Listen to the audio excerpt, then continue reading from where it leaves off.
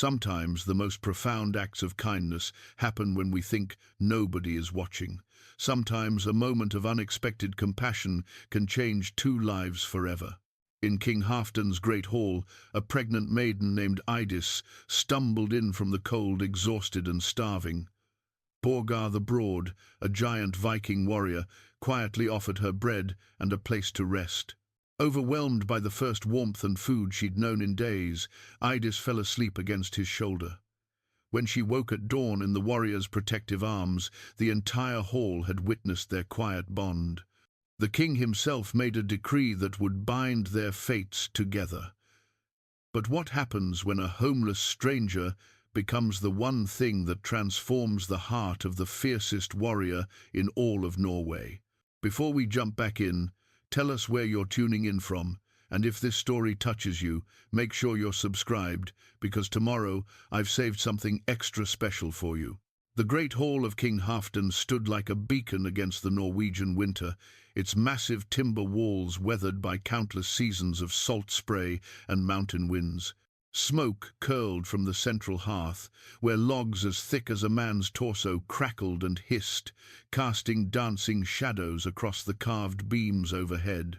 The scent of roasted boar and fermented honey mead hung heavy in the air, mingling with the earthier smells of wet wool and pine pitch. Borgar the Broad sat apart from the others, as was his custom, on a bench near the eastern wall where he could observe the entire hall while keeping his back protected. At 35 winters, he had earned his reputation not through boasting or grand gestures, but through quiet competence and unwavering loyalty to his king. His massive frame, broad shoulders that could span a doorway, arms like tree trunks, and hands that could crush a man's skull, or gentle a frightened horse with equal ease, commanded respect without demanding it. The threadbare woolen cloak that had caught his attention earlier that evening lay folded beside him, still damp from the snow that had fallen from its previous owner. He had watched the young woman enter the hall like a ghost, her movements careful and deliberate, as if she feared drawing attention to herself. Most of the warriors had been too deep in their cups or too absorbed in their tales of conquest to notice her, but Borgar saw everything. It was what had kept him alive through 15 years of raiding and warfare. The woman Eydis, he had learned from whispered conversations, carried herself with a dignity that poverty could not diminish. Her belly, rounded with child, spoke of new life in a world that seemed to offer little hope for the vulnerable. She had accepted his offering of bread with a grace that reminded him of his own mother, dead these 20 years from the fever that had swept through their village. King Halfdan held court from his high seat, a magnificent chair carved from a single piece of oak and adorned with silver inlays that caught the firelight. The king was a man in his 50th year, his beard more silver than gold now, but his eyes still sharp as winter ice.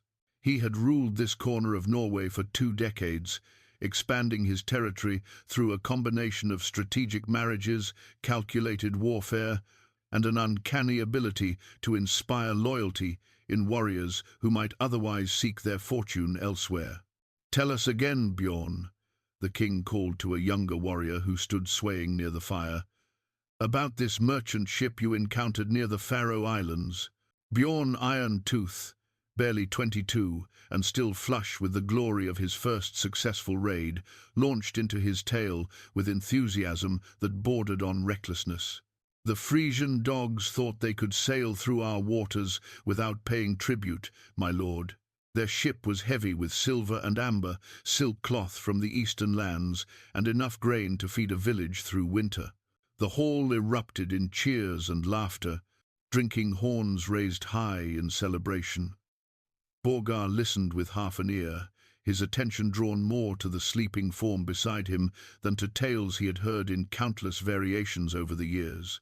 Eydis breathed deeply and evenly, her face peaceful in sleep for perhaps the first time in months.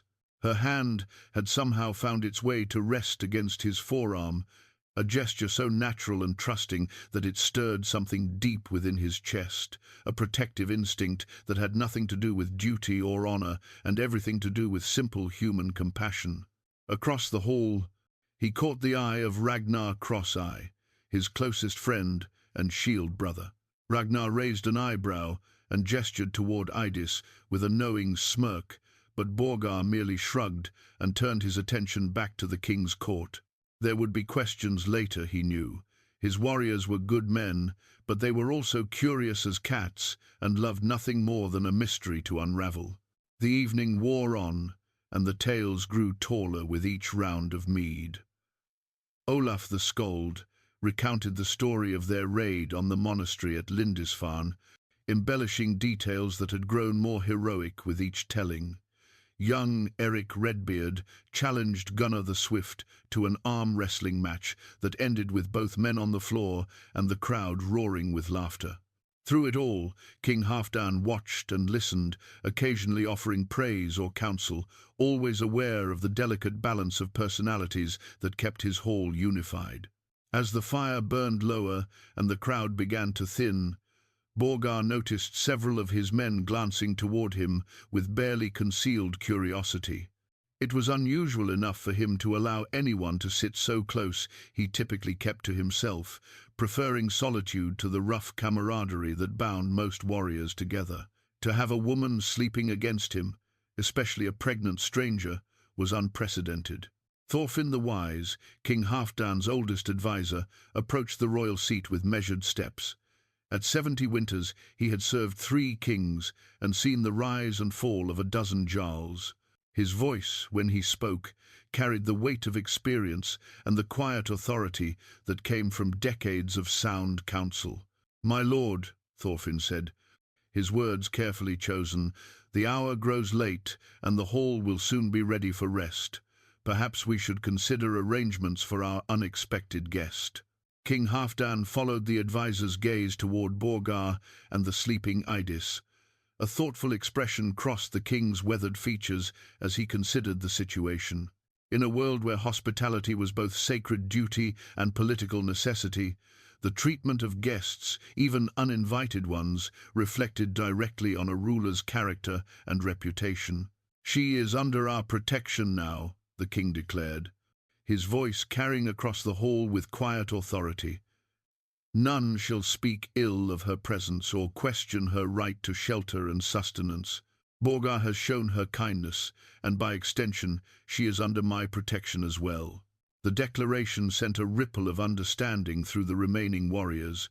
To speak against the woman now would be to challenge not only Borgar, but the king himself.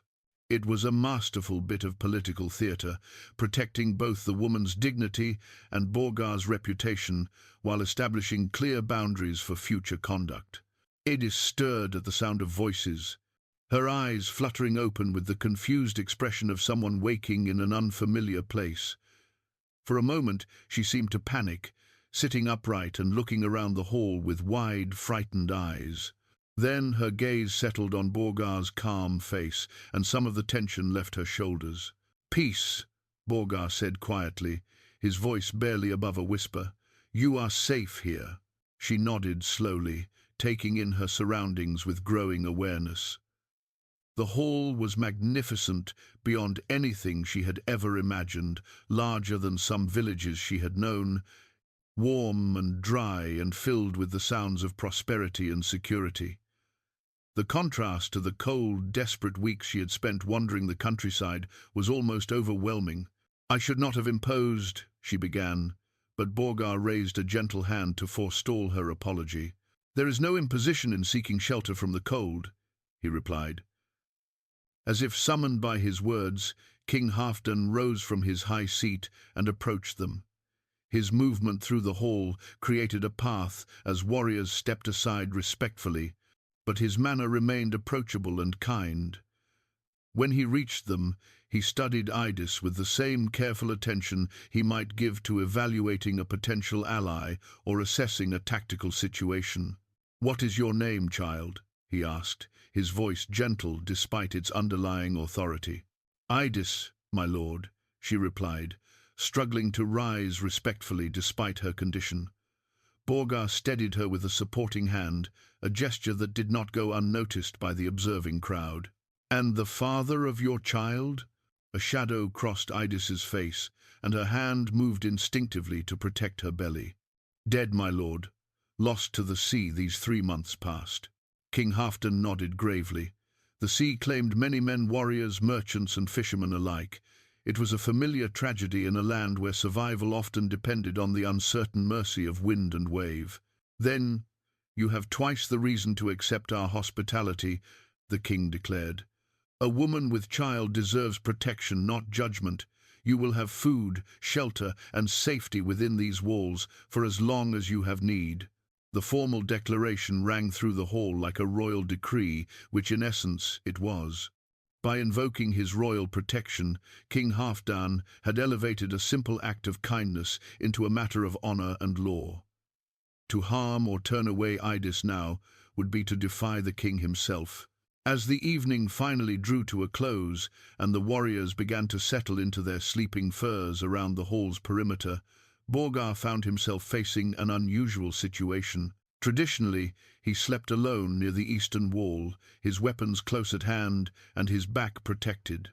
Now, with Eydis under royal protection and clearly exhausted, he faced a delicate question of propriety and practicality.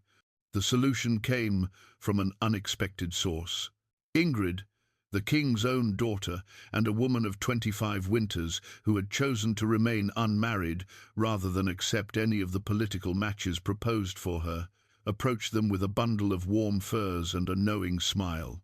"Father has instructed that Eydis should have proper accommodations," Ingrid announced, her voice carrying across the hall with clear authority. "The women's quarters have been prepared, but if she prefers to remain near her protector, arrangements can be made." It was a diplomatic solution that acknowledged the unusual bond that had formed while maintaining proper decorum. Eydis looked between Borgar and Ingrid, clearly overwhelmed by the kindness and attention being shown to a stranger. "I do not wish to cause trouble," she said softly. "There is no trouble," Borgar replied with quiet certainty, "only kindness repaying kindness." As the hall settled into the quiet rhythms of sleep, with warriors wrapped in their furs and the fire burning low, an unusual peace descended over the great room. Eydis rested safely in the women's quarters under Ingrid's protection, but the threadbare cloak that had been her only possession remained folded beside Borgar's sleeping place, a small symbol of the connection that had formed between a desperate woman and a gentle giant. The last thing Borgar saw before sleep claimed him was King Halfdan's approving nod from across the hall. Tomorrow would bring new challenges and decisions, but tonight, the simple act of offering bread to a hungry stranger had created ripples that would spread far beyond anyone's imagination. 3 days had passed since Eydis arrived at King Halfdan's hall, and a comfortable rhythm had established itself. She spent her mornings helping Ingrid with the household duties that kept the great hall functioning, her afternoons resting by the fire, and her evenings listening to the warriors' tales while seated respectfully near, but not too near, Borgar's customary place. The carved bone comb that Ingrid had given her on the second day had become her most treasured possession. It was a simple thing, yellowed with age and decorated with interlacing patterns that spoke of skilled craftsmanship. But it represented something profound, the first gift she had received since her husband's death. Each morning she used it to tame her auburn hair into a respectable braid, transforming herself from a desperate wanderer into a woman worthy of a king's protection.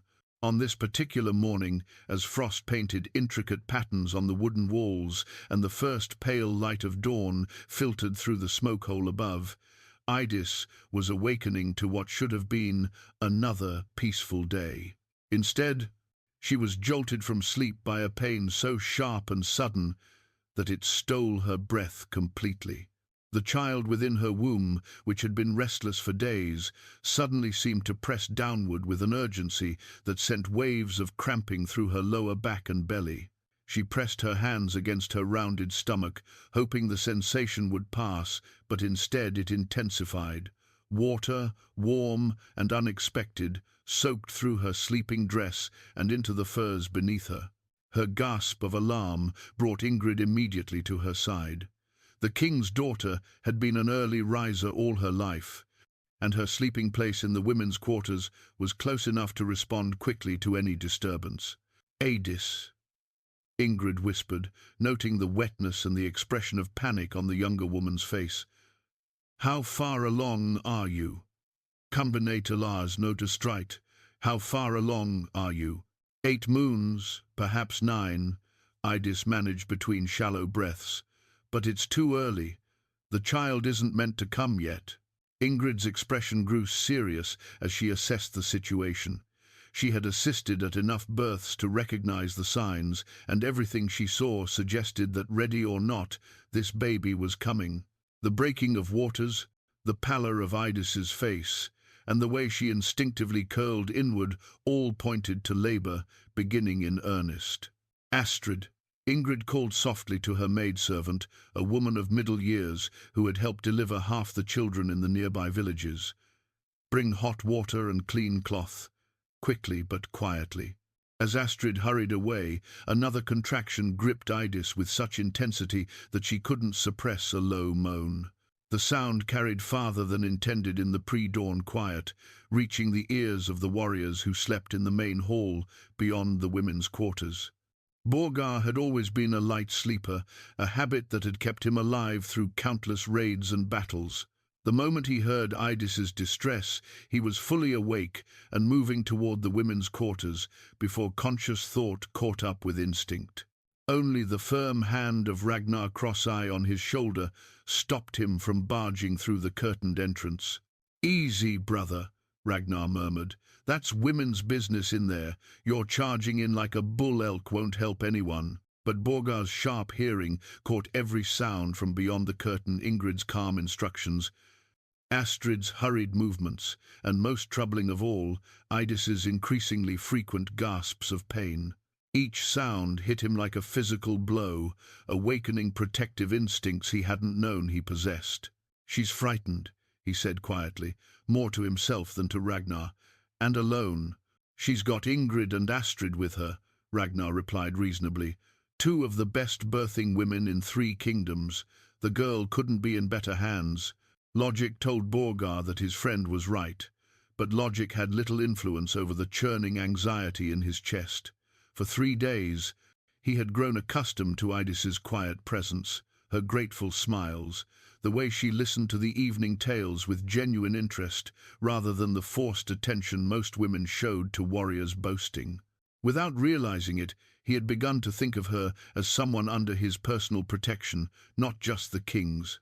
As the morning progressed, and the sounds from the women's quarters grew more urgent, word of the situation spread through the hall. King Halfdan emerged from his private chambers already dressed for the day, his keen eyes taking in the unusual tension among his warriors. "Thorfinn," he called to his advisor, "what news from the women's quarters?" The old man approached with measured steps, his expression grave but not alarmed. "The young woman Eydis has begun her labor, my lord. Ingrid and Astrid attend her, and they report that while the birth comes early, both mother and child seem strong." King Halfdan nodded thoughtfully. Childbirth was always a dangerous time, but particularly so for a woman without family to support her or the comfort of familiar surroundings. He glanced toward Borgar, noting the warrior's obvious distress and the way he kept looking toward the women's quarters. "Perhaps," the king said carefully, "we should ensure that our guest knows she has the support of this entire hall. Birth is a time when a woman should feel surrounded by those who care for her welfare." It was a subtle suggestion, but one that gave Borgar permission to act on the protective instincts that were clearly overwhelming his usual reserved nature. With a grateful nod to his king, Borgar approached the curtained entrance to the women's quarters. "Ingrid," he called softly, "may I speak with Eydis?" There was a moment of hushed consultation from within, followed by Ingrid's voice. She would welcome hearing a friendly voice, but you cannot enter here. Borgar settled himself on the floor just outside the curtain, close enough that his voice would carry clearly but respecting the necessary boundaries. "Eydis," he said, his deep voice gentle and reassuring, "I'm here. You're not alone." The relief in her voice was audible even through the fabric barrier. "Borgar?" "The child, it comes too soon. Children come when they're ready," he replied, remembering his mother's words from long ago. "And you're strong enough for whatever comes. I've seen your strength these past days." Another contraction seized her, and this time she couldn't hold back a cry of pain.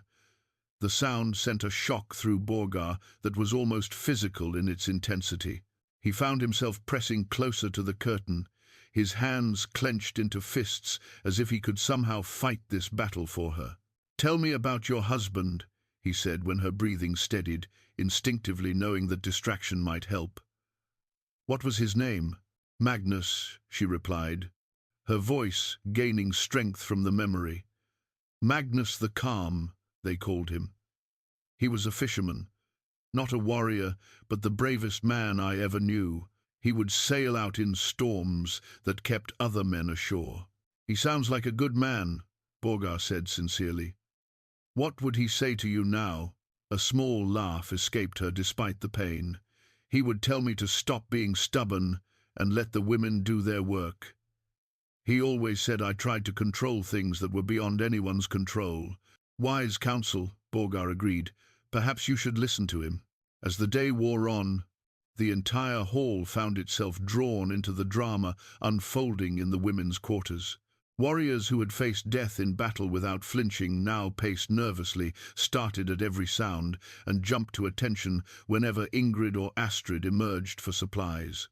The carved bone comb lay on a small table near Eydis's bed, catching occasional glimpses of lamplight as Astrid moved about the chamber. Each time Eydis's gaze fell upon it, she drew strength from what it represented: kindness, acceptance, and the promise that she was no longer facing the world alone. By midday, the contractions had grown stronger and more frequent. Ingrid's calm demeanor never wavered, but those who knew her well could see the subtle signs of concern in the way she directed Astrid's movements and the frequency with which she checked on the baby's position. "The child is strong," she announced to the hall during one of her brief appearances, "but it's positioned awkwardly. We may have a difficult road ahead." King Halfdan received this news with the gravity it deserved. "What do you need?" "Prayer," Ingrid replied simply. "And perhaps someone should ride to the village for Borgar the healer. If complications arise, we'll want her experience." The king immediately dispatched his fastest rider, but they all knew it would be hours before help could arrive. For now, Eydis would have to rely on the skill of her attendants, the strength of her own body, and the support of a hall full of warriors who had somehow become invested in the fate of a woman most had barely spoken to. As afternoon shadows began to lengthen, and the sounds from the women's quarters grew more urgent, Borgar remained at his post outside the curtain, his voice a constant source of encouragement and distraction. He told stories of far-off lands, recounted legends of brave women from the sagas, and simply talked about anything and everything that might help Eydis focus on something other than her fear and pain. The carved bone comb would later be remembered as the artifact that marked this day, not just as a gift of kindness, but as a symbol of the moment when a collection of individuals began to transform into something like a family, bound together by shared concern for someone who had started as a stranger but had become, in the space of 3 short days, one of their own. The hours stretched like taut bowstrings as Eydis's labor continued with relentless intensity. By evening, when the great hall should have been filled with the usual sounds of feasting and storytelling, an unusual quiet had settled over the warriors. Men who normally boasted of their exploits in battle now spoke in hushed tones, their attention divided between their evening meal and the ongoing drama beyond the women's quarters. Borgar the healer had arrived just as the sun touched the horizon, her weathered face grave as she assessed the situation. At 60 winters, she had delivered more babies than anyone in 3 kingdoms, but her expression as she emerged from examining Eydis sent a chill through those waiting outside. "The child fights to be born," she announced to King Halfdan and the gathered warriors, "but it's turned wrong. The cord may be wrapped around its neck. We need strong hands and steady nerves for what comes next." Borgar, who had maintained his vigil outside the women's quarters throughout the day, felt his heart sink at these words. He had heard enough birthing stories to understand that a baby positioned incorrectly could mean death for both mother and child. His massive hands, so skilled at wielding sword and axe, felt utterly useless in the face of such delicate danger. The silver arm ring that Borgar wore, a gift from a grateful father whose twin sons she had saved during a difficult birth, caught the firelight as she gestured. The ring had been blessed by 3 different gods and was said to bring good fortune to difficult deliveries. She never removed it during her work, believing it carried the prayers of every family she had helped. "What can we do?" King Halfdan asked, his voice carrying the weight of genuine concern. "Keep her spirit strong," Borgar replied. "Fear makes the muscles tight, and tight muscles make birth harder. She needs to hear friendly voices, to know she's surrounded by people who care for her welfare." This was something concrete that Borgar could contribute. He resumed his position by the curtain, his voice taking on a storyteller's rhythm as he recounted the saga of Sigrid the Brave, a legendary queen who had given birth to her son while her city was under siege, then taken up sword and shield to defend the walls before her bleeding had even stopped. "Sigrid knew," Borgar said, his deep voice carrying clearly to Eydis, "that some battles can't be fought with weapons. Some victories require a different kind of courage, the courage to endure, to persist, to trust in your own strength, even when everything seems impossible." "I'm frightened." "Borgar," Eydis admitted during a brief respite between contractions. Her voice was hoarse from hours of labor, but she still found comfort in his steady presence just beyond the curtain.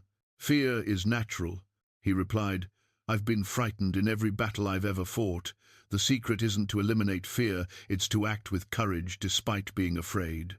And you, Eydis, are braver than any warrior I've known."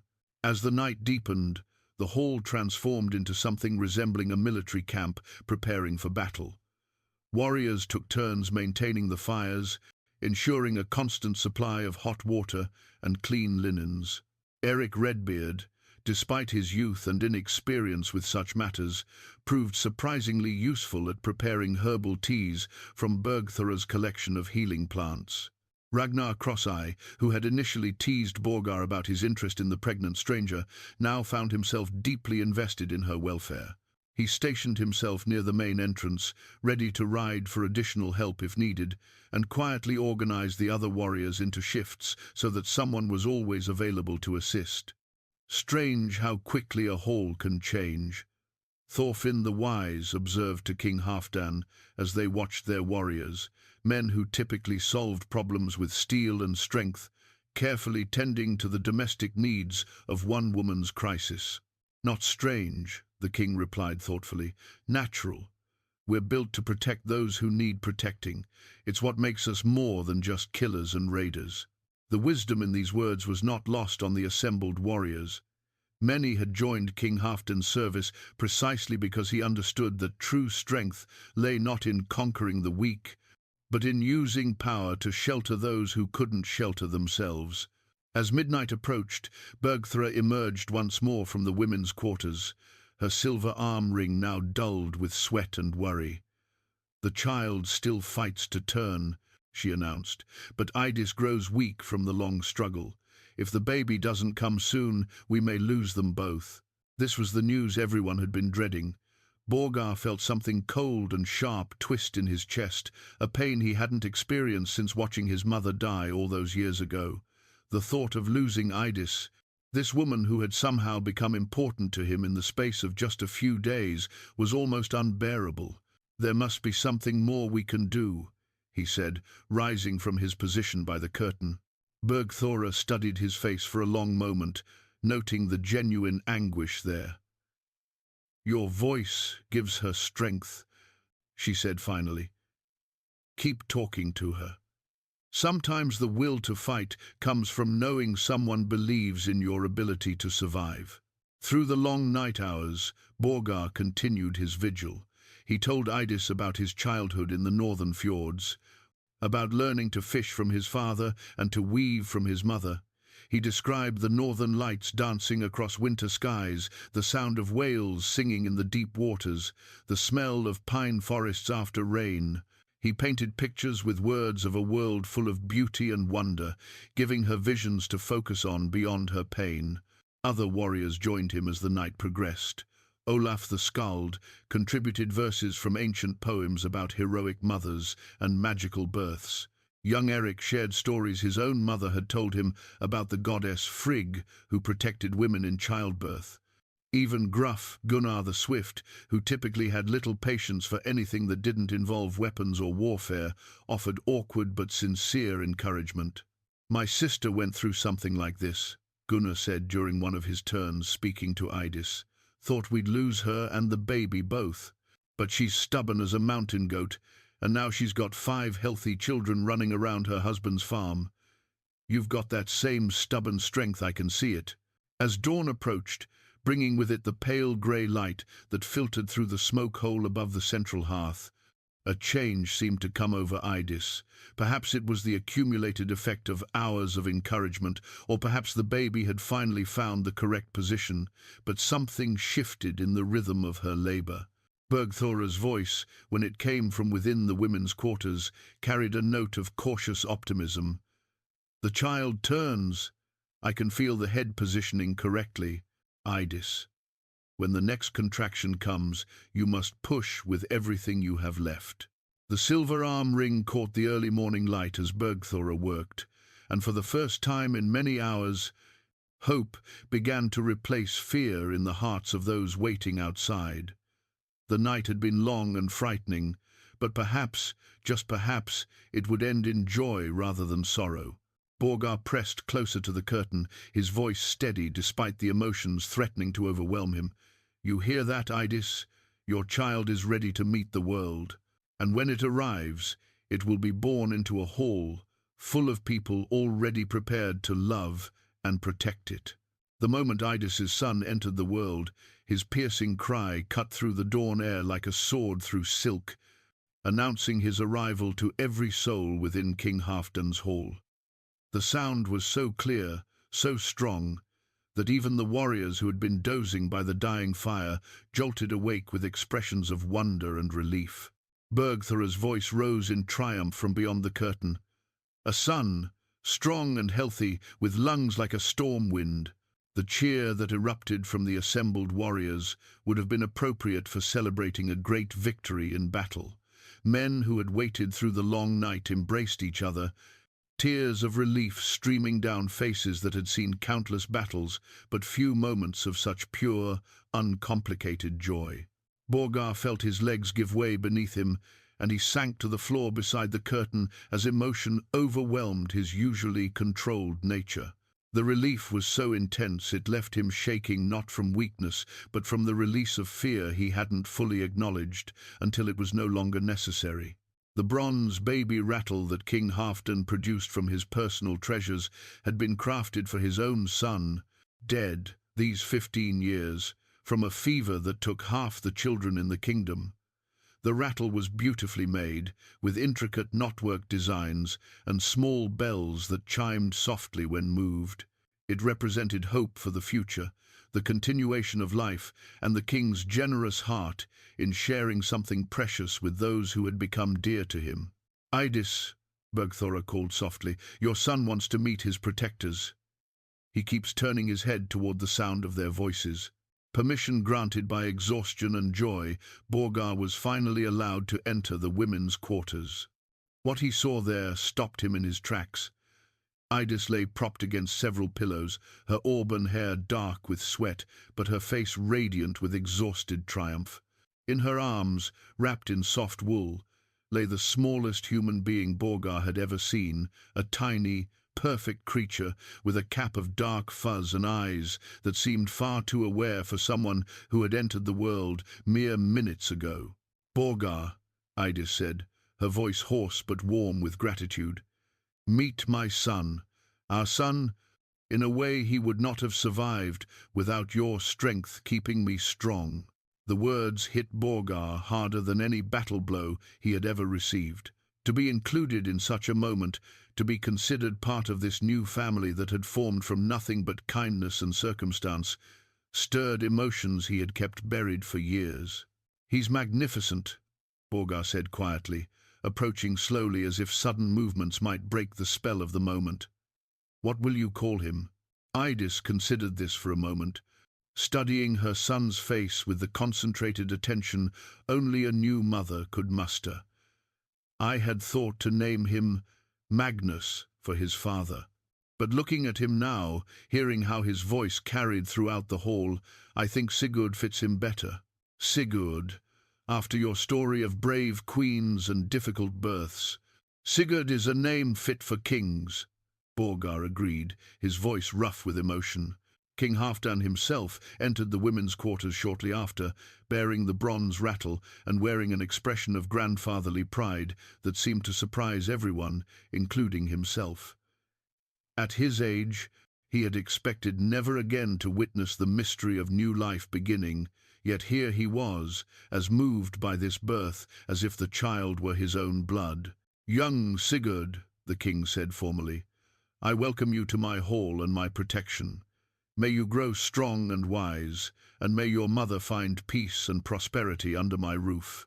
It was more than a greeting, it was an adoption of sorts, a royal declaration that bound both mother and child to the king's household, with all the protection and responsibility such a bond entailed. As word of the successful birth spread beyond the hall, the response from the broader community was swift and generous. Farmers who owed allegiance to King Halfdan arrived throughout the morning bearing gifts, fresh eggs, newly churned butter, soft wool blankets, and carved wooden toys. Each offering was modest in itself, but collectively they represented a community's embrace of its newest member. Astrid, who had assisted with the birth, proved herself invaluable in the days that followed. She helped Eydis with the mysteries of nursing, showed her how to swaddle the baby properly, and shared the practical wisdom that only comes from years of experience with infants. Her quiet competence and gentle manner made the transition from desperate wanderer to new mother far less overwhelming than it might otherwise have been. The bronze rattle became Sigurd's first toy, and its soft chiming often provided the background music for the hall's daily activities. The sound served as a constant reminder of the miracle that had occurred, and more than once hardened warriors were caught smiling at nothing more than the distant sound of bells as Eydis played with her son. Borgar found his entire routine transformed by the presence of the baby. Where once he had spent his mornings maintaining his weapons and armor, he now found himself drawn to the women's quarters, eager for updates on Sigurd's progress. The child seemed to recognize his voice, often calming when Borgar spoke, and following the sound with eyes that grew more alert each day. "You have the touch," Bergthora observed one morning as she watched Borgar successfully soothe a fussing Sigurd while Eydis rested. "Some men are born warriors, others are born protectors. You seem to be both." The observation pleased Borgar more than any praise he had ever received for his prowess in battle. To be seen as someone capable of nurturing as well as fighting felt like a recognition of parts of himself he had long kept hidden. As the days passed and Eydis recovered her strength, the dynamic within the hall continued to evolve. The other warriors, initially curious about Borgar's unusual attachment to the mother and child, began to develop their own relationships with baby Sigurd. Eric Redbeard proved unexpectedly skilled at making the infant laugh. Ragnar Cross-Eye appointed himself unofficial guardian of Eydis's rest, ensuring no one disturbed her during the baby's nap times. Even crusty old Thorfinn the Wise was seen more than once bending over the baby's cradle, speaking in the gentle tones usually reserved for discussing matters of great importance with the king. "A child changes everything," King Halfdan observed to Borgar one evening as they watched Eydis nursing Sigurd by the fire. "They make warriors remember what they're truly fighting to protect." Borgar nodded, understanding exactly what his king meant. For years, he had fought for honor, for loyalty, for the abstract concepts that bound warriors to their lords. Now, Watching mother and child in the firelight, he felt the stirring of something more immediate and personal, the desire to protect not just an ideal, but these specific, precious lives that had become intertwined with his own. 2 months had passed since Sigurd's birth, and the rhythm of life in King Halfdan's hall had settled into something that felt both natural and extraordinary. The baby had grown from a tiny, fragile creature into a robust infant with bright eyes and an insatiable curiosity about his surroundings. His presence had become so central to the hall's daily life that it was difficult to remember how things had been before his arrival. The intricately carved wooden cradle that Borgar had commissioned from Olaf Ironhands, the finest woodworker in 3 valleys, now sat in a place of honor near the central hearth. The cradle was a masterpiece of craftsmanship, adorned with protective runes and figures from the old stories, wolves for strength, ravens for wisdom, and intertwining vines for the bonds of family. More than just a piece of furniture, it had become a symbol of permanence, of the idea that Eydis and Sigurd were no longer temporary guests, but permanent members of the household. On this particular morning, as autumn painted the mountains in shades of gold and red, Eydis sat by the fire nursing Sigurd, while Borgar worked nearby, carefully oiling the leather bindings on his shield. It was a domestic scene that would have seemed impossible just months earlier. The fearsome warrior and the refugee mother sharing comfortable silence, while a baby gurgled contentedly between them. "He's growing so quickly," Eydis observed, adjusting Sigurd's position as he finished nursing. "Soon he'll be too big for the cradle you made him." "Then I'll make him a larger bed," Borgar replied without hesitation. "And when he outgrows that, I'll build him his own sleeping alcove. Children should never lack for space to grow." The easy way he spoke of the future, their shared future, had become natural over the past weeks, but it still sometimes caught Eydis by surprise. She had expected gratitude from the hall's inhabitants, perhaps temporary protection until she could make other arrangements. She had never dared hope for genuine affection, for the sense of belonging that now wrapped around her like a warm cloak. King Halfdan entered the hall from his morning rounds, followed by Thorfinn the Wise, and a young man Eydis didn't recognize.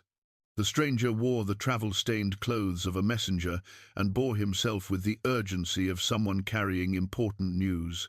"My lord," the messenger said, bowing respectfully to the king, "I bring word from Jarl Gunnar of Trondheim.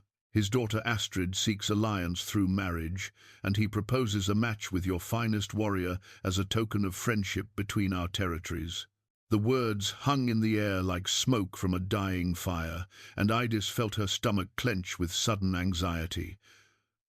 Political marriages were common among the nobility, and she had heard enough conversations among the women to know that such alliances could dramatically alter the dynamics of any household. King Halfdan's expression remained neutral as he considered the message. "Which of my warriors does Jarl Gunnar have in mind for this honor?" "Borgar the Broad, my lord. His reputation for strength and loyalty has reached even Trondheim. The Jarl believes such a union would cement a valuable alliance while honoring his daughter with a husband of proven worth." The leather binding in Borgar's hands went still. Eydis felt as though the fire had suddenly lost all its warmth, though nothing had visibly changed in the hall around them. This was the reality she had tried not to think about, that Borgar's kindness to her and Sigurd, however genuine, existed within a larger political world, where duty and alliance often superseded personal feelings. "What does the proposed bride bring to such a union?" Thorfinn asked in his capacity as the king's advisor. "A substantial dowry of silver and land, plus the promise of Trondheim's ships should we have need of naval support. Jarl Gunnar also offers to host the wedding feast, which would provide an opportunity to strengthen ties with other regional leaders." From a political standpoint, it was an attractive offer. Borgar was indeed King Halfdan's most valued warrior, and an alliance with Trondheim would significantly strengthen their position against potential threats from the south. Eydis understood all of this intellectually, but understanding did nothing to ease the pain that settled in her chest like a cold stone. Baby Sigurd, as if sensing the tension that had suddenly filled the room, began to fuss. Eydis automatically began the gentle rocking motion that usually soothed him, but her movements were mechanical, her attention fixed on Borgar's face as he processed this unexpected development. "This is a significant offer," King Halfdan said diplomatically. "I will need to consider all aspects carefully before providing an answer to Jarl Gunnar." "Of course, my lord. The Jarl understands such matters require proper deliberation. He requests only that you send word within the month, as his daughter has other suitors if this alliance proves unwelcome." The implicit pressure in the messenger's words was clear delay too long, and the opportunity would pass to someone else, potentially creating an enemy where they might have had an ally. After the messenger was provided with food and lodging, King Halfdan called for a private conference with his closest advisors. Borgar was included in this group, as tradition demanded when discussing a warrior's potential marriage.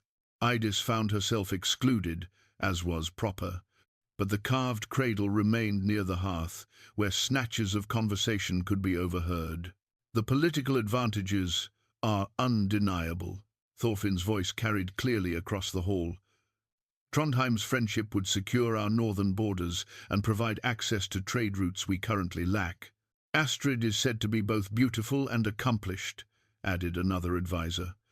"The match would bring honor to our hall and strengthen Borgar's position among the regional leaders." King Halfdan's response was too quiet to hear, but his thoughtful tone suggested he was weighing various considerations carefully. When Borgar spoke, his voice was barely audible, but Eydis caught fragments that made her heart race. "My loyalty to this hall is absolute, my lord. If this marriage serves your purposes and strengthens our position, then I will not oppose it." The words were exactly what a dutiful warrior should say, but they landed on Eydis like physical blows. Of course, Borgar would put duty before personal preference. It was what made him valuable to his king and respected among his peers. She had been foolish to imagine that their growing closeness might compete with political necessity. As the conference continued, Eydis retreated to the women's quarters with Sigurd, needing space to process the implications of what she had heard. The carved cradle, which had seemed so permanent and secure just hours earlier, now felt like a temporary convenience that might be swept away by forces beyond her control. The future, which had begun to seem bright with possibility, suddenly felt uncertain once again. The days following the messenger's arrival stretched like an endless winter, each hour heavy with unspoken tension. Borgar continued his daily routines, morning weapons practice, afternoon patrols, evening duties, but something fundamental had shifted in his demeanor. The easy warmth that had developed between him and Eydis now carried an undercurrent of restraint, as if he were already preparing to step back from the intimacy they had built. The small iron key that hung from Eydis's belt had been a gift from Ingrid, granting her access to the household stores and marking her transition from guest to trusted family member. Now, as she went about her daily tasks of helping manage the hall's domestic affairs, the key felt heavier than its modest weight, suggested a reminder of how much she stood to lose if circumstances forced her to leave. Baby Sigurd, now 3 months old, seemed to sense the change in atmosphere. He fussed more than usual and required extra comfort, often settling only when Borgar held him. This created its own painful irony. The child had clearly bonded with the man who might soon be forced to absent himself from their lives entirely. "You're being foolish," Ingrid said bluntly one afternoon as she found Eydis staring out the hall's eastern window, Sigurd sleeping in her arms. "Moping around like a lovesick maiden won't solve anything." Eydis turned, startled by the direct criticism. Over the months, she and Ingrid had developed a close friendship, but the king's daughter rarely spoke so harshly. "I'm not moping," Eydis protested, though she knew the denial rang hollow. "You are," Ingrid replied firmly, "and more importantly, you're wasting time. If you care about what happens, then you need to act. Not just wait passively for others to decide your fate." "What could I possibly do?" This is a political matter between kings and jarls. I have no voice in such discussions. Ingrid's expression softened slightly, but her resolve remained firm. You have more influence than you realize, if you're brave enough to use it. My father respects honest counsel, especially from those who've proven their loyalty. And Borgar, she paused meaningfully. Borgar would walk through fire for you and Sigurd if he believed he had the right. The suggestion was both thrilling and terrifying. To speak directly to King Halfdan about such matters would require a boldness Eydis wasn't sure she possessed. Yet the alternative, remaining silent while her world potentially crumbled, seemed equally impossible. That evening, as the hall settled into its familiar rhythms of storytelling and discussion, Eydis made her decision. She approached King Halfdan's high seat during a lull in conversation, Sigurd in her arms and her heart pounding with nervous determination. "My lord," she said, her voice steady despite her internal turmoil, "might I speak with you privately about a matter that concerns the welfare of your household?" The king studied her face for a moment, noting the resolve in her expression. Around the hall, conversations gradually quieted as others became aware of the unusual request. "Speak freely, Eydis," King Halfdan said finally. "You have earned the right to be heard in this hall." Taking a deep breath, Eydis stepped forward. "I know you're considering the marriage proposal from Trondheim, and I understand the political advantages such an alliance would bring. But I also know that good decisions require all relevant information, including perspectives that might not emerge in formal council." The king's eyebrows rose slightly at this diplomatic approach, but he gestured for her to continue. "Borgar has become more than just your finest warrior over these past months," Eydis said, her confidence growing as she spoke. "He's become the heart of this household's kindness, the example that shows others how strength and gentleness can coexist. To send him away would diminish not just your military capabilities, but something more precious, the spirit that makes this hall a place where people want to belong." King Halfdan leaned back in his chair, his expression thoughtful rather than disapproving. Around the hall, warriors who had been pretending not to listen now openly watched the exchange. "And what of the political necessities?" the king asked quietly. "Alliance with Trondheim could prevent future conflicts that might cost far more than one man's personal happiness." "I'm not suggesting you refuse the alliance," Eydis replied, her words carefully chosen. "But perhaps there are ways to achieve political goals that don't require sacrificing personal bonds. Jarl Gunnar seeks to align with your house. There might be other warriors he would find acceptable, other forms of connection that could satisfy both sides." From across the hall, Borgar watched this exchange with growing amazement. The woman he had protected was now protecting him, speaking with a courage and political wisdom that commanded respect even from hardened warriors. King Halfdan was silent for a long moment, clearly weighing various considerations. When he finally spoke, his words carried the weight of careful deliberation. "You speak with wisdom beyond your years, Eydis, but you also speak from personal interest. How do I know your counsel isn't colored by your own desires?" It was a fair challenge, and Eydis met it directly. "Because, my lord, I've already lost one husband to circumstances beyond my control. If I must lose another protector to political necessity, I can bear that as well. But I cannot bear to see good choices rejected simply because no one was willing to explore alternatives." The honesty of her response created a moment of profound silence in the hall. Here was a woman who had experienced real loss, speaking not from naive hope, but from hard-won wisdom about what truly mattered in life. Young Eric Redbeard, emboldened by Eydis's example, stepped forward. "My lord, if I may speak, Eydis speaks for many of us. Borgar's presence here makes us all better warriors, better men. To lose that for political gain seems a poor bargain." Ragnar Crosseye nodded agreement. "Eric speaks truth. We all fight harder knowing we protect not just territory, but the kind of community where children are welcomed and strangers become family." Other voices began to join in, not challenging the king's authority, but expressing their collective investment in preserving what they had built together.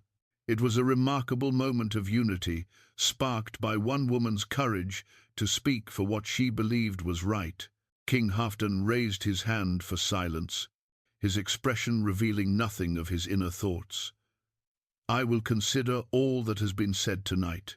The decision remains mine to make, but I value the counsel you've offered." As the evening wound down and the hall prepared for sleep, Eydis felt both drained and oddly hopeful. She had spoken her truth, voiced her concerns, and discovered that she wasn't alone in valuing what they had built together. The iron key at her belt caught the dying firelight as she settled Sigurd in his cradle, and for the first time in days, it felt less like a burden and more like what it had always been intended to be, a symbol of belonging, of having a voice in her own destiny. 3 days after Eydis's courageous speech, a second messenger arrived at King Halfdan's hall, but this one bore news that would transform everything they thought they understood about their situation. The man was travel-worn and urgent, his clothes bearing the salt stains of a sea voyage and the dust of hard riding. "My lord," the messenger announced, barely waiting for permission to speak, "I bring urgent word from the court of King Eric Bloodaxe in Jorvik.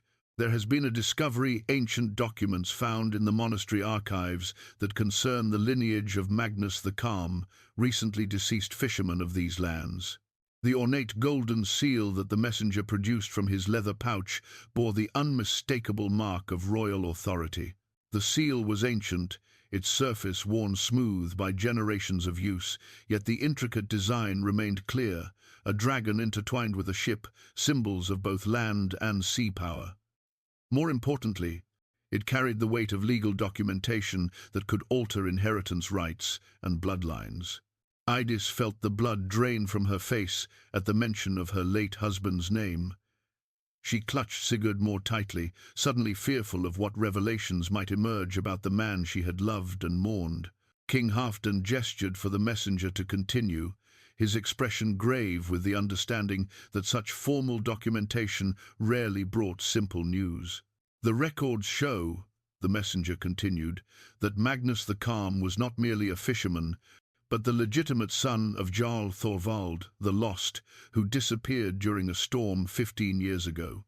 The Jarl's ship was thought destroyed, but he had in fact made landfall far from his home territories and lived among common folk, eventually fathering a son before his death from illness." The hall erupted in whispers and exclamations of surprise. If this claim were true, it meant that Magnus had been heir to significant lands and titles, and by extension that baby Sigurd was not just a fisherman's son, but the rightful heir to a Jarl's holdings. "What proof supports this claim?"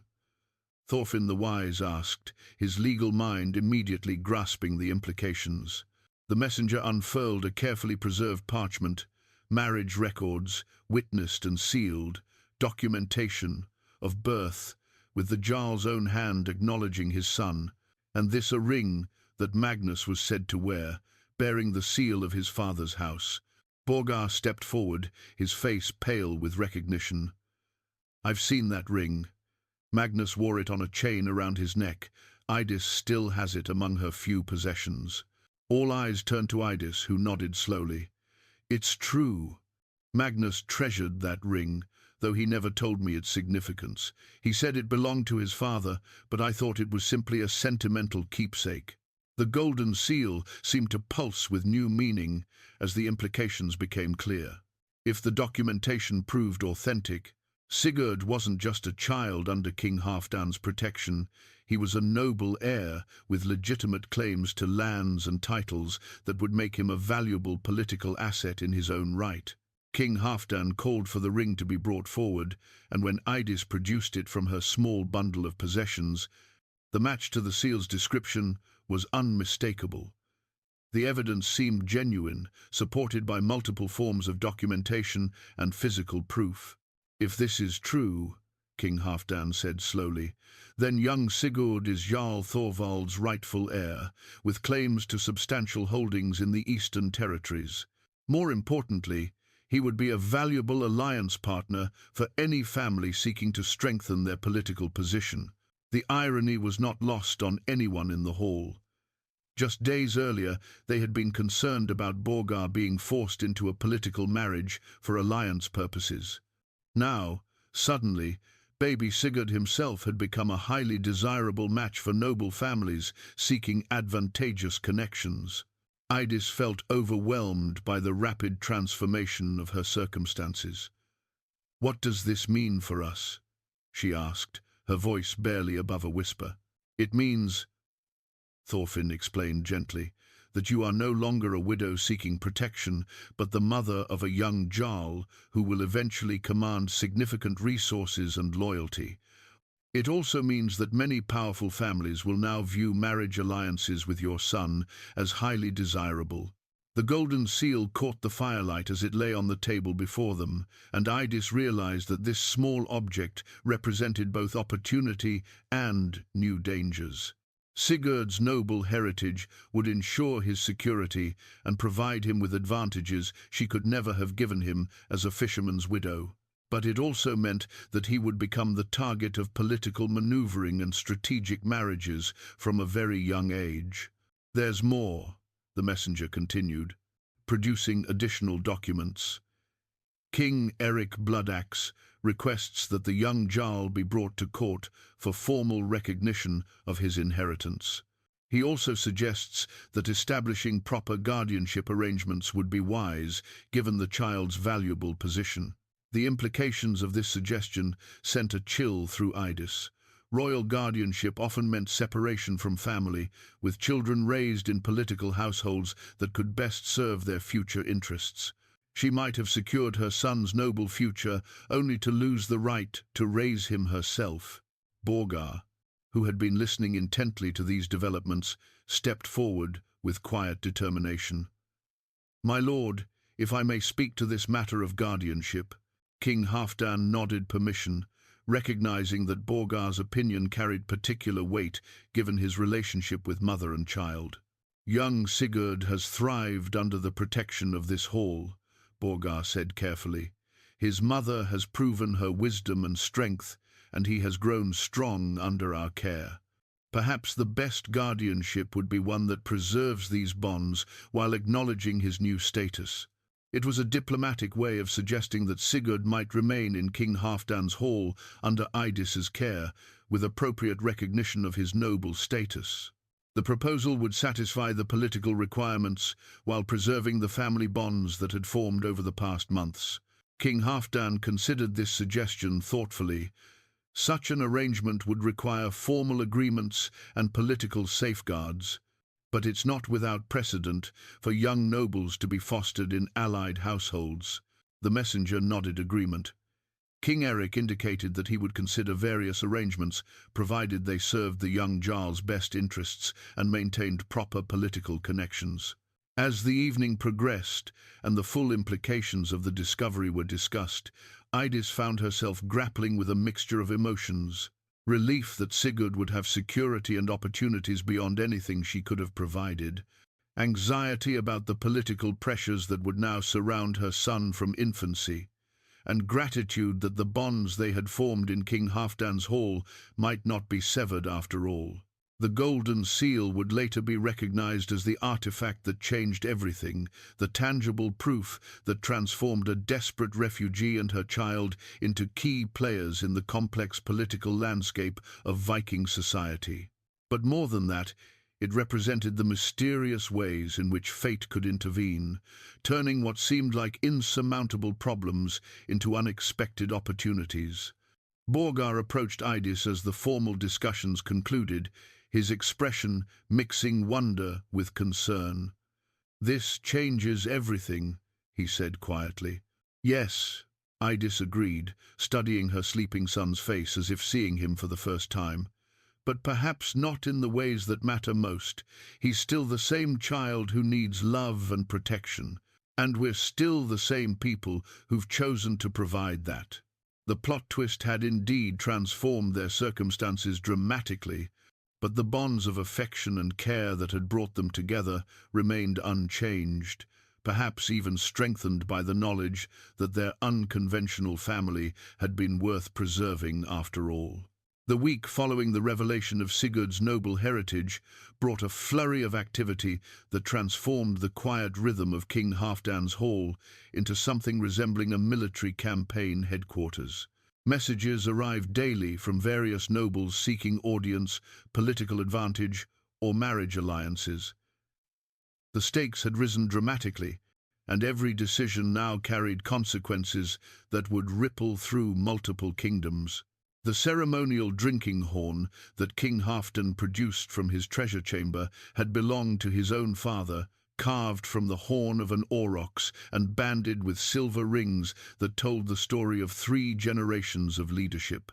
This horn would be used in the formal ceremony to recognize Sigurd's inheritance, but more importantly, it represented the weight of tradition and responsibility that would soon rest on the shoulders of a child not yet 4 months old.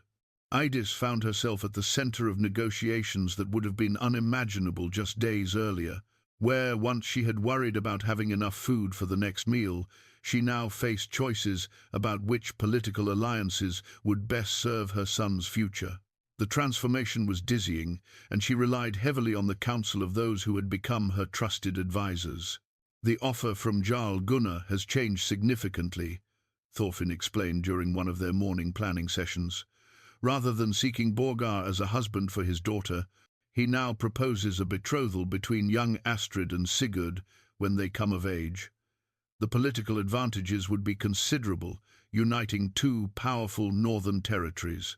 The idea of arranging her infant son's marriage felt surreal to Eydis, yet she understood the practical necessities. In noble society, marriages were strategic alliances that secured peace, trade routes, and mutual protection. To reject such considerations would be to leave Sigurd vulnerable to future conflicts. "What of the eastern territories that are rightfully his?" Eydis asked. "Shouldn't we establish his claim there before making binding commitments elsewhere?" Ingrid, who had become invaluable in navigating these political waters, nodded approvingly. "Wise thinking. A reconnaissance to assess the eastern holdings would be prudent. We need to understand what we're claiming before we decide how to use it." King Halfdan had already set this plan in motion, dispatching his most trusted scouts to evaluate the condition of Jarl Thorvald's former territories. The lands had been administered by regents in the absent Jarl's name, but without clear succession. Various local strongmen had likely carved out their own spheres of influence. Reclaiming legitimate authority would require careful planning and possibly military action. Borgar had volunteered to lead the reconnaissance mission, a decision that created mixed feelings for Eydis. His military expertise and leadership skills made him the obvious choice, but the thought of him riding into potentially hostile territory stirred fears she had hoped never to experience again. The memory of losing Magnus to circumstances beyond her control haunted her consideration of any risk to Borgar's safety. "The eastern territories are 3 days hard riding from here," Borgar explained as they discussed the mission's parameters.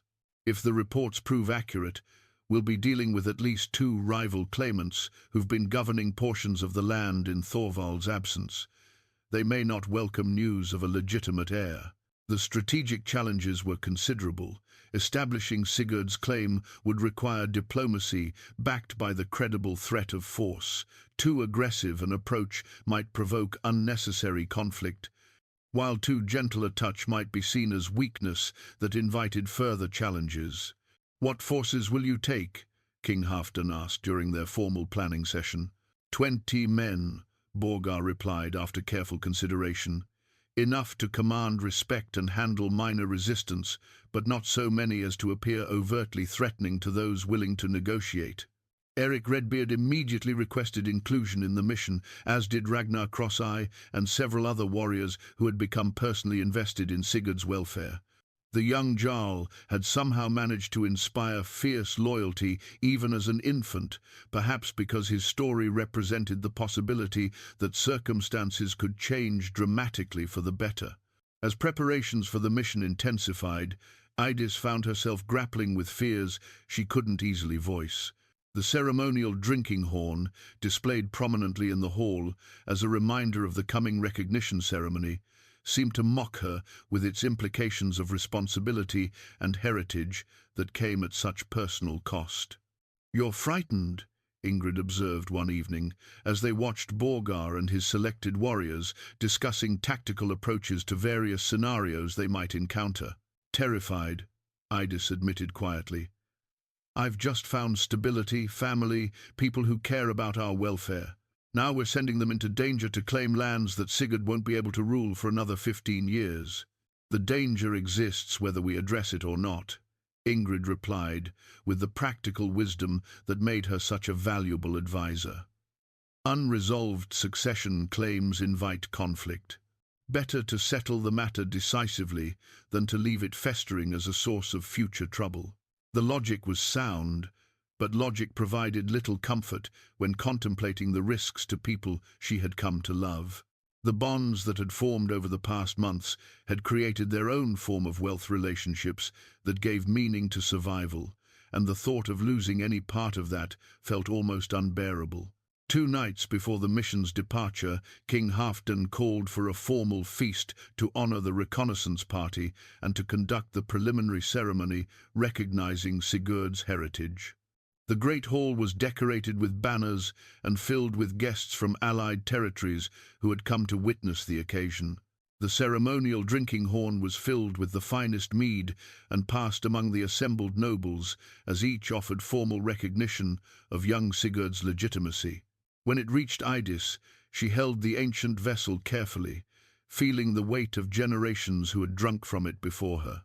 "I drink to my son's future," she said, her voice carrying clearly through the hall, "and to the wisdom of those who will guide him until he can claim his inheritance with honor." The response was a thunderous cheer that seemed to shake the very foundations of the hall. But beneath the celebration, Eydis detected undercurrents of tension and ambition that reminded her how precarious their position remained, despite its apparent advantages. Borgar approached her after the formal ceremonies concluded, his expression serious despite the festive atmosphere around them.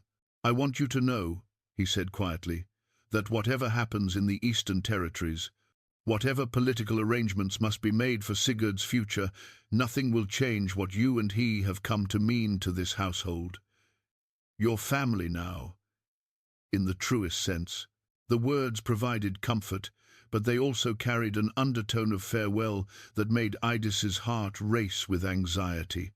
"Promise me you'll be careful," she said. "Sigurd needs his protectors to return safely." "We all need that," Borgar agreed, then added with gentle honesty, "but some risks are worth taking to secure the future we want to protect."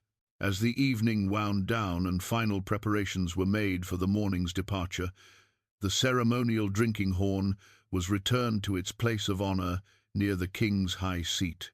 Its presence served as both blessing and burden, a reminder of the noble heritage that promised Sigurd security and opportunity, but also of the dangerous path that lay ahead to claim what was rightfully his. The hall settled into an uneasy quiet as warriors made their final preparations and families offered private prayers for safe returns. Tomorrow would bring either triumph that secured Sigurd's future or challenges that could threaten everything they had built together. Eydis spent the night watching her sleeping son, memorizing his peaceful expression and trying to imagine the man he would become, whether he would grow up to be worthy of the heritage they were fighting to claim, and whether the cost of that heritage would prove to be worth paying.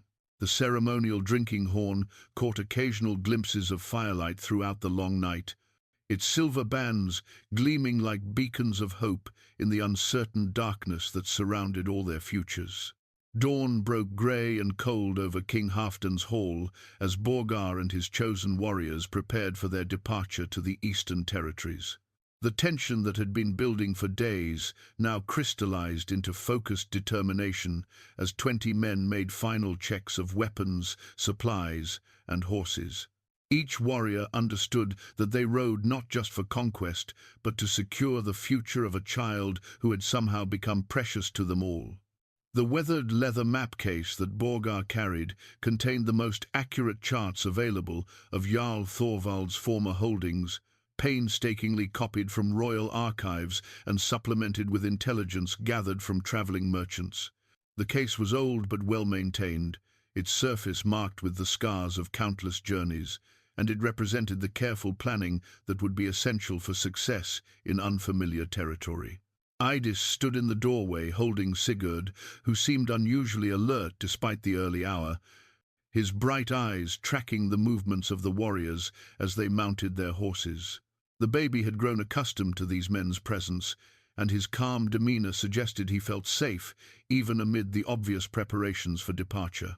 "Remember," King Halfdan said to Borgar as they conducted their final conference, "diplomacy first, force only if necessary.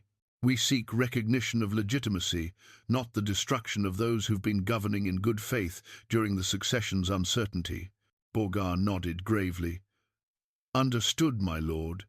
The goal is to establish Sigurd's claim clearly enough that future challenges become untenable, while leaving room for those currently in authority to maintain dignity and position under new leadership. The strategy was sound, but would require careful execution. Too much aggression might provoke unnecessary resistance and create lasting enemies. Too little might be interpreted as weakness, inviting future challenges from those who preferred the current uncertain situation to clear succession under a child they might hope to manipulate or overthrow. Ragnar Cross-Eye swung into his saddle with practiced ease, his one good eye surveying the assembled party with satisfaction. 20 good men should be sufficient for anything short of open warfare, he observed, and if we encounter that level of resistance, we'll know the situation requires different approaches. Eric Redbeard, eager for his first significant mission beyond routine patrols, checked his weapons one final time. The young warrior had proven himself reliable during training exercises, but this journey would test his abilities under real pressure. His excitement was barely contained, though he tried to match the soberness that the occasion demanded. As the party prepared to depart, each warrior approached Eydis to offer personal assurance of their commitment to the mission's success. These brief exchanges revealed how deeply the bonds of loyalty had grown beyond mere duty. To their king they were fighting for family now, for the security of people they had come to love. "Guard our home well while we're gone," Gunnar the Swift said to Eydis, his gruff manner softened by genuine affection. "Young Sigurd will want his protectors to find everything as they left it when we return." The sentiment was echoed by others in various forms, each man offering his own version of farewell and commitment. Eydis found herself overwhelmed by the depth of care these hardened warriors showed for her welfare and that of her son. When Borgar made his final preparations to leave, the moment carried weight that went far beyond a military commander departing for a routine mission. He approached Eydis with careful steps, his expression mixing confidence with concern for what he was leaving behind. "The map case contains more than charts," he said quietly, indicating the leather container secured to his saddle.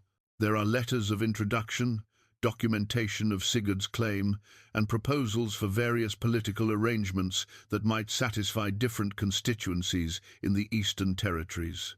Eydis nodded, understanding that success would depend as much on diplomatic skill as military prowess. "How long do you expect to be away?" 2 weeks, perhaps 3 if negotiations prove complex. "The goal is thorough resolution rather than speed." Baby Sigurd chose that moment to reach toward Borgar with grasping hands, as if sensing the significance of the departure. The gesture drew smiles from several watching warriors, but also emphasized what was at stake in this mission. Borgar gently touched the baby's outstretched fingers, his expression softening with paternal affection. "When I return, little lord, you'll have secure claim to lands that will make you a power in your own right. That's worth any risks we might face." King Halfdan gave the signal for departure, and the company moved out with military precision. 20 mounted warriors presented an impressive sight as they rode through the early morning mist, their weapons gleaming and their banners snapping in the cold wind. Eydis watched until they disappeared around the bend in the valley road, then remained standing in the doorway long after the sound of hoofbeats had faded. The weathered leather map case had carried with it her hopes for Sigurd's future and her fears for Borgar's safety, a burden that would weigh heavily on her thoughts until word returned from the eastern territories. The hall felt different, with so many of its warriors absent, quieter and somehow more fragile despite the remaining guards. Ingrid joined Eydis at the doorway, both women understanding that the waiting would be the hardest part of this entire endeavor. "Now we pray," Ingrid said simply, "and we prepare for whatever news they bring back." 11 days after Borgar's departure, a lone rider approached King Halfdan's hall at full gallop, his horse lathered with sweat, and his urgent bearing immediately recognizable to the guards. It was young Olaf, one of the warriors who had accompanied the mission, and his solitary return sent a chill of apprehension through everyone who witnessed his arrival. The blood-stained message scroll that Olaf carried told a story of unexpected complications and dangerous developments in the eastern territories. The parchment bore not only Borgar's careful script, but also dark stains that spoke of violence and urgent circumstances. As an artifact, it represented the moment when careful plans collided with harsh reality, transforming a diplomatic mission into something far more perilous. Eydis felt her heart stop as she watched King Halfdan break the seal and read the message, his expression growing increasingly grave with each line. Baby Sigurd, now 4 months old and increasingly aware of his surroundings, seemed to sense the tension and fussed restlessly in her arms. "What news?" King Halfdan asked Olaf, his voice carefully controlled but unable to hide his concern. "My lord," Olaf replied, breathing heavily from his hard ride, "the situation in the eastern territories is more complex than we anticipated. Borgar sent me back to request reinforcements and to warn that we may be dealing with organized resistance rather than simple uncertainty about succession." The king gestured for Olaf to continue, and the hall fell silent as everyone strained to hear details of what had befallen their friends and protectors. "When we arrived at the main settlement," Olaf explained, "we found that 2 rival claimants had effectively divided Jarl Thorvald's former holdings between them. Neither was willing to acknowledge young Sigurd's legitimacy without proof that went beyond documentation. They demanded trial by combat to settle the matter definitively." Eydis felt the color drain from her face. Trial by combat was an ancient tradition for resolving disputed claims, but it placed the entire mission's success on the outcome of single battles that could cost lives, regardless of legal merit. "Borgar accepted the challenge," Olaf continued, "but under terms that require him to face both claimants' champions sequentially. He's won the first combat, but sustained injuries that make the second fight more dangerous than anticipated." The blood-stained message scroll suddenly took on new meaning. Those dark stains represented Borgar's sacrifice in service of Sigurd's future, proof of how far he was willing to go to secure what belonged to the child by right. King Halfdan studied the message more carefully before speaking. "What reinforcements does he request?" 30 additional warriors, my lord, and Bergthora the healer if she can be spared. The second combat is set for 5 days hence, giving time for healing but not full recovery from his current wounds." The strategic implications were clear to everyone present. Borgar would be fighting at a significant disadvantage, facing a fresh opponent while still recovering from his previous battle. Success was far from certain, and failure would mean not only the loss of Sigurd's inheritance, but potentially the death of their finest warrior and most beloved friend. Thorfinn the Wise approached the king with measured steps, his expression reflecting the gravity of their situation. "My lord, perhaps we should consider alternative approaches. Trial by combat, while legally binding, places too much at risk for uncertain gain." "What alternatives exist?" King Halfdan asked, though his tone suggested he was already considering various possibilities. "We could negotiate a partition arrangement," Thorfinn suggested. allow the current claimants to retain portions of the territory in exchange for acknowledging Sigurd's overlordship. It would establish his legitimacy while avoiding unnecessary bloodshed. It was a reasonable proposal, but Eydis found herself thinking of the broader implications. Compromise might secure short-term peace, but could leave Sigurd with a weakened inheritance and potential challenges throughout his minority. Sometimes, she realized, decisive action was necessary to establish unquestionable authority. "No," she said quietly, surprising herself with the firmness in her voice. "Borgar is fighting for my son's future, and we cannot abandon him to face those challenges alone. If he believes trial by combat is the path to securing Sigurd's rightful inheritance, then we must support his judgment." King Halfdan studied her face, noting the resolve that had replaced her earlier fear. "You would risk more lives to support this course of action? I would risk everything to ensure that my son inherits not just land, but the respect that comes from decisive leadership," Eydis replied. "Compromise now might leave him vulnerable to future challenges that cost more lives than resolving the matter definitively today." The wisdom in her words was evident to all present. Young nobles who inherited through compromise rather than strength often faced rebellions and challenges throughout their reigns. Better to establish unquestionable authority from the beginning than to spend years fighting the same battles repeatedly. King Halfdan nodded slowly, his decision crystallizing. "Prepare the reinforcements. We ride at first light." The blood-stained message scroll would be preserved as a reminder of the day when a refugee mother found the courage to risk everything for her son's future, choosing strength over safety and decisive action over comfortable compromise. 6 weeks after the blood-stained message scroll had arrived at King Halfdan's hall, the sound of returning horses echoed across the valley once again. This time, however, the riders approached at a measured pace, their banners flying high, and their formation speaking of victory rather than urgent crisis. Eydis stood in the doorway, with 5-month-old Sigurd in her arms, her heart racing as she counted the familiar figures among the returning warriors. The ornate silver torque that Borgar wore around his neck was new, crafted by the finest smiths in the Eastern Territories as a symbol of his triumph in the trials by combat. The neck ring was beautifully wrought, with intricate patterns that told the story of courage overcoming adversity, and it represented not just personal victory, but the establishment of unquestionable legitimacy for young Sigurd's inheritance. King Halfdan emerged from the hall to greet the returning expedition, his expression carefully neutral until he could assess the full scope of their success or failure. The presence of all his warriors, however, and the proud way they carried themselves, suggested that the news would be welcome indeed. Borgar dismounted slowly, favoring his left side, where healing wounds still caused discomfort, but his smile was radiant as he approached Eydis and baby Sigurd. The child, now old enough to recognize familiar faces, reached eagerly toward his protector with happy, gurgling sounds that drew laughter from the assembled warriors. "My lady," Borgar said formally, though his eyes sparkled with warmth, "I have the honor to report that your son's inheritance has been secured.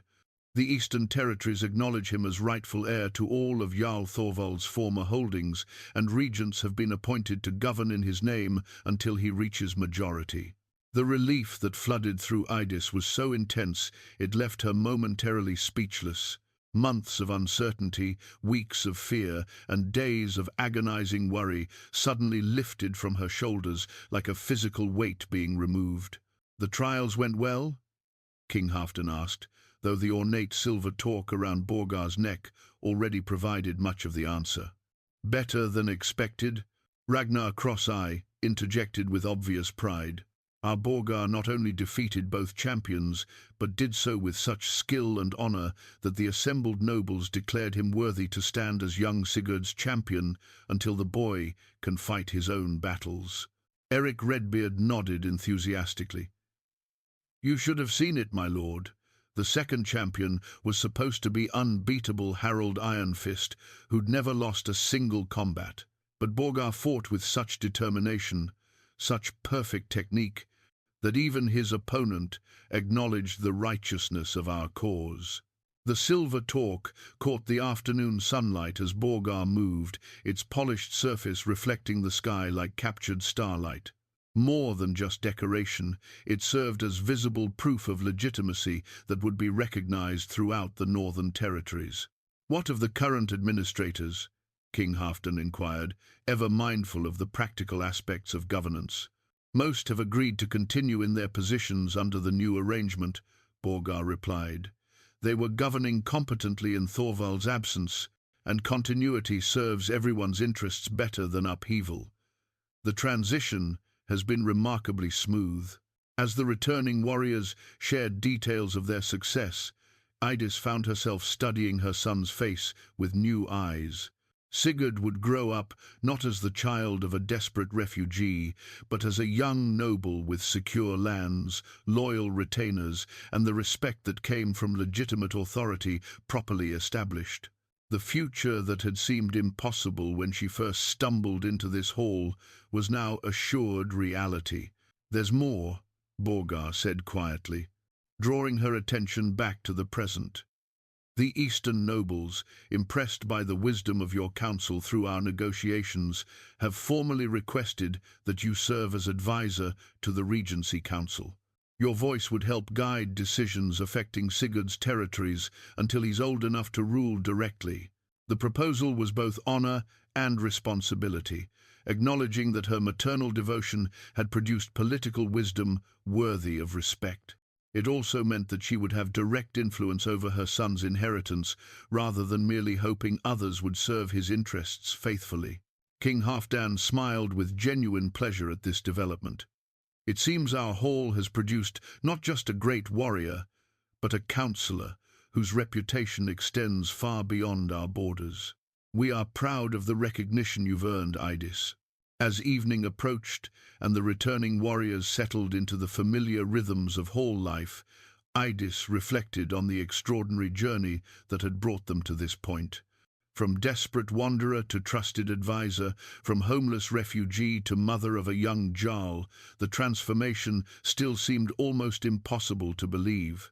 The ornate silver torque around Borgar's neck caught firelight as they gathered for the celebratory feast, its gleaming surface a constant reminder of how courage and determination had overcome seemingly impossible odds.